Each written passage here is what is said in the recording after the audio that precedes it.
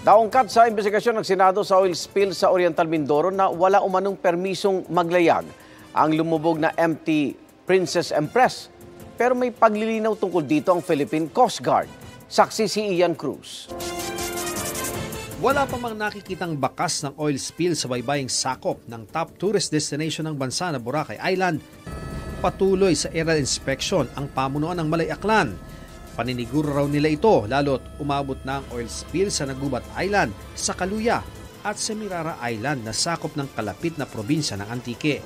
Sa Senado, sinimula na ang investigasyon sa paglubog ng motor tanker Princess Empress noong February 28. Dito, lumabas na wala umano itong permisong maglayag dahil hindi kasama sa Certificate of Public Convenience o CPC na inisyo sa RDC Riled Marine Services, ang kumpanyang nagmamay-ari sa lumubog na tanker. Ang CPC ang otorisasyon na ini-issue ng Maritime Industry Authority o Marina para makapaglayag ang isang vessel. Dahil dito, ayon kay Senadora Cynthia Villar, baka malabong maklaim ang lumulutang na $1 billion na insurance ng lumubog na tanker. Tinanong naman ng Philippine Coast Guard kung bakit nakapaglayag ang tanker nang wala naman palang CPC. Sabi niyo may sumampa, di po ba? So sa pagsampa doon ng mga personnel ninyo sa barko, ano-ano po yung mga tinatanong niyo doon? Ano-ano mga dokumentong hinahanap niyo?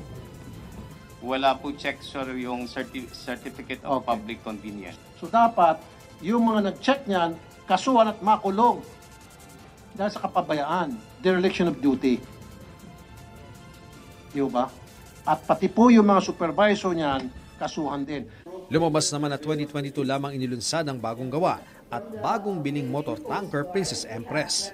Nobyembre 2022 daw nag-apply ang kumpanya sa Marina na maamyendahan ng kanilang CPC para maisama ang tanker. Ilang beses na naglayag ito na wala pang CPC? Your Honor, that Yes, was the 9th voyage po. From whatever area it left port, the Coast Guard was supposed to inspect it, and the Coast Guard saw that there was no amended CPC yet covering this vessel. Masama naman ang loob ng alkalde ng Pola, Oriental Mindoro sa pamunuan ng RDC dahil wala raw malinaw na plano para sa kanila mula nang lumubog ng tanker malapit sa isla ng Mindoro. Your Honor, we sent my sister-in-law to meet with Mayor Cruz. I think it was last week, and we specifically asked what they needed. The mayor that time, ang sabi po sa akin is hindi po nila kailangan or ayaw po nila tumanggap ng tulong mula sa amin. Spill bomb nga lang nung una hiningi ko sa kanila. Never silang nag-reply sa amin. Pinapatayan kami ng phone. Ayon naman sa DNR, base sa sample na nakuha nila, posibleng pati ang cargo na industrial fuel oil tumatagas na. The estimation is that the cargo is already spilling. So it's not just the initial sheens po where the fuel of the ship, but the quality of what we see on shore is also an indication of the cargo actually already spilling. Mungkahi ng mga senador kay Pangulong Marcos magtalaga na ng opisyal na mamumuno sa oil spill response. Kasi ang daming agency involved, there should be an officer in charge para may direction. Ipinakita ni Philippine Coast Guard spokesperson Arman Balilo sa GMA Integrated News ang namiyandang Certificate of Public Convenience ng may-ari ng barko.